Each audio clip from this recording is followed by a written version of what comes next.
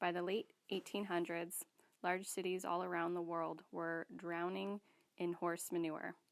In order for these cities to function, they were dependent on thousands of horses for the transport of both people and goods.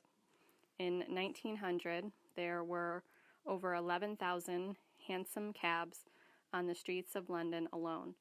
There were also several thousand horse-drawn buses, each needing 12 horses per day, making a staggering total of over 50,000 horses transporting people around the city each day. To add to this, there were yet more horse-drawn carts and drays delivering goods around what was then the largest city in the world. This huge number of horses created major problems.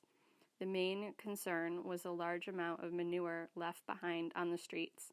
On average, a horse will produce between 15 and 35 pounds of manure per day, so you can imagine the sheer scale of the problem. The manure on London's streets also attracted huge numbers of flies, which then spread typhoid fever and other diseases. Each horse also produced around 2 pints of urine per day, and to make things worse, the average life expectancy for a working horse was only around 3 years. Horse carcasses, therefore, also had to be removed from the streets. The bodies were often left to putrefy so the corpses could be more easily sawn into pieces for removal. The streets of London were beginning to poison its people. But this wasn't just a British crisis. New York had a population of 100,000 horses, producing around 2.5 million pounds of manure a day. This problem came to a head when in 1894, the Times newspaper predicted, in 50 years, every street in London will be buried under 9 feet of manure. This became known as the Great Horse Manure Crisis of 1894.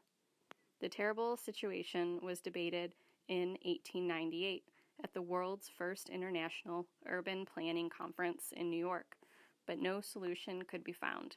It seemed urban civilization was doomed. However, necessity is the mother of invention, and the invention in this case was that of motor transport.